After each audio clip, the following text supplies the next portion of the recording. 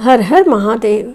प्रिय भक्तों, आज मैं आपको शिवजी की सच्चे भक्त की कहानी सुना रही हूँ। कहानी का शीर्षक है सोने का थाल।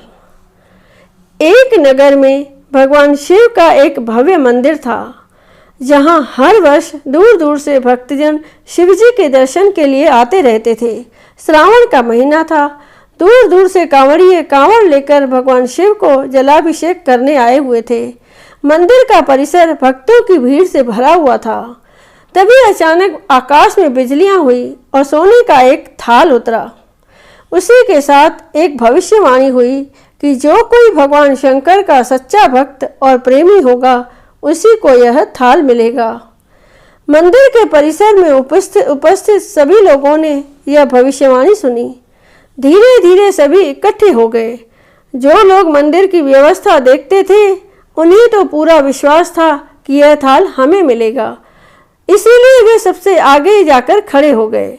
सबसे पहले एक पंडित जी आए और बोले, देखिए, मैं प्रतिदिन महादेव का अभिषेक करता हूँ, अतः मैं ही भोलेनाथ का सबसे निकटवर्ती प्रेमी और भक्त हूँ, इसीलिए थाल मुझे मिलना चाहिए।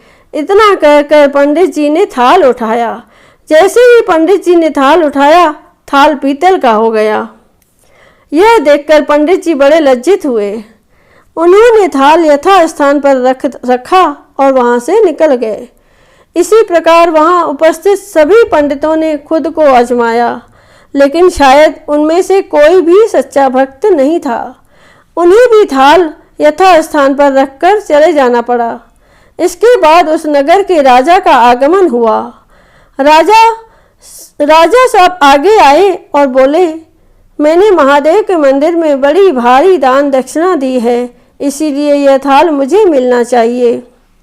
इतना कहकर राजा आगे बढ़े और थाल उठाया। जैसे ही राजा ने थाल उठाया, थाल तांबे का हो गया।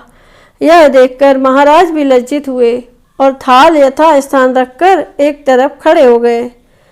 इसके बाद इसी तरह एक से बढ़कर एक दानी, महात्मा और भक्त पधारे और थाल उठाकर, लेकिन किसी के हाथ में कुछ और, किसी के हाथ में कुछ और हो गया, लेकिन सोने का नहीं रहा। तब लोगों को पता चला कि हम में से कोई भी महादेव का सच्चा भक्त नहीं है। उसी समय एक किसान का आगमन हुआ। वो बेचारा महीनों बाद आज चतुर्मास के सोमवार के शुभ अवसर पर शिवजी के दर्शन करने आया था। गरीबी और गृहस्थी के बोझ तले दबा दिन रात खेतों में मेहनत मजदूरी करके अपना और अपने परिवार का गुजारा करता था।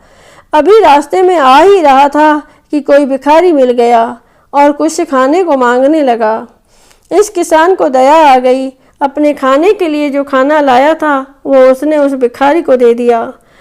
थाल के बारे में इसने भी सुना था, लेकिन इसने उस ओर कोई ध्यान ही नहीं दिया।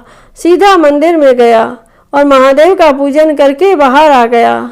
परिक्रमा करके जाने को हुआ, तभी पीछे से एक व्यक्ति बोला, भाई तुम भी थाल को उठाकर देख लो, हो सकता है तुम ही वह सच्चे भक्त हो जिसके लिए थाल आया है।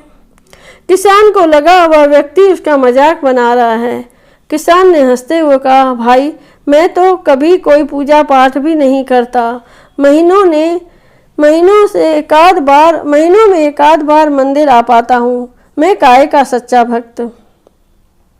वह अजनबी बोला, भाई हम तो देख चुके हैं, हमारी भक्ति तो 2 कौड़ी की भी नहीं है। अब तुम भी अपना हाथ लगा कर देख लो। सोने का थाल मिले न मिले, किंतु पता चल जाएगा कि तुम्हारी भक्ति में कितनी सच्चाई है। लोगों के बहुत आग्रह करने पर आखिर उस भोले भाले किसान ने आकर थाल उठा ही लिया। जैसे ही उसने थाल उठाया, लोगों के आश्चर्य का ठिकाना नहीं रहा। सोने का थाल रोशनी से चमचमाने लगा। यह देख सब लोगों में खुशियों की लहर दौड़ गई। सभी लोग उसके जयकारे लगाने लगे और पूछने लगे कि भाई तुम ही सच्चे भक्त हो, अब हमें भी बता दो कि कैसी भक्ति करते हो जिससे महादेव तुझसे इतने प्रसन्न हैं। किसान बोला, भाई मैं कोई भक्ति नहीं करता। मैं केवल दिन भर खेतों में काम करता हूँ और थोड़ा समय निकालकर ज़रूरतमंद लोगों की मदद करता हूँ। इसके अलावा मैं कोई विशेष कार्य नहीं करता। लोग पूछने लगे, तुम लोगों की मदद क्यों करते हो? हंसते हुए किसान बोला, सुकून। दूसरों के चेहरे पर मुस्कान देखकर मुझे जो आनंद और खुशी होती है उसे मैं शब्दों में बयां नहीं कर सकता। शायद यही कारण है कि महादेव मुझसे खुश हैं। इसीलिए हमेशा याद रखें, सत्कर्म का आरंभ भी आनंद से होता है और अंत भी आनंददायक होता है। दुष्कर्म का आरंभ भी दुख से होता है और अंत भी दुखदायक होता है। आप सैकड़ों मील की यात्रा करके भी दूसरों का दिल दुखाते हैं तो आपकी वह तपस्या, साधना और महादेव का दर्शन धूल के बराबर है। हर हर महादेव।